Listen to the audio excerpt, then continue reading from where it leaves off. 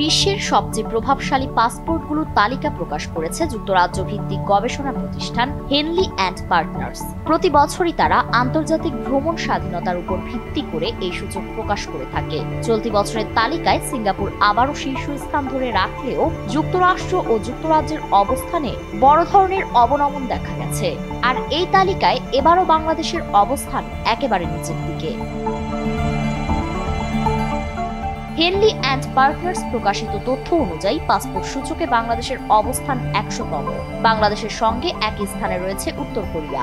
এই দুই দেশের নাগরিকরা মাত্র 38 দেশে ভিসা ছাড়াই প্রবেশ করতে পারবেন। তবে এই প্রথম যুক্তরাষ্ট্রের পাসপোর্টের এমন অবনতি হলো। 10 বছরের যাত্রা তো কেবলই শুরু। একসাথে গ্রো করার এই জার্নি চলুক আগামীতেও। পাঠাও 10 years of growing with you।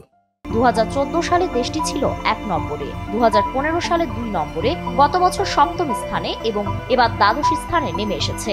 বর্তমানে মার্কিন নাগরিকরা বিশ্বের 227টি গন্তব্যের মধ্যে 180টিতে ভিসা ছাড়াই প্রবেশ করতে পারবেন।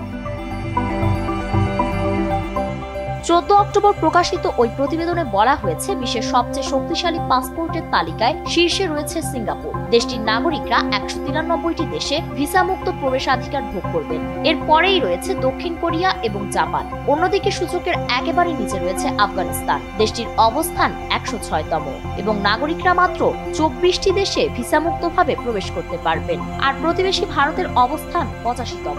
ভারতীয় নাগরিকরা বর্তমানে 57টি দেশে ভিসা ছাড়া প্রবেশ করতে পারবেন।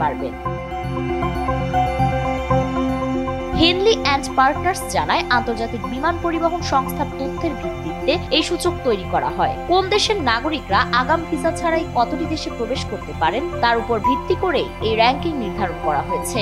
এই ক্ষেত্রে 199টি দেশের পাসপোর্ট এবং 227টি ভ্রমণ গন্তব্যকে বিবেচনায় নেওয়া হয়েছে। বিশেষজ্ঞদের মতে, সাম্প্রতিক বছরগুলোতে বিশ্বজুড়ে কূটনৈতিক টানাপোড়েন, নিরাপত্তা পরিস্থিতি ও অভিবাসন নীতির পরিবর্তনের কারণে অনেক দেশের পাসপোর্টের অবস্থান বদলে যাচ্ছে।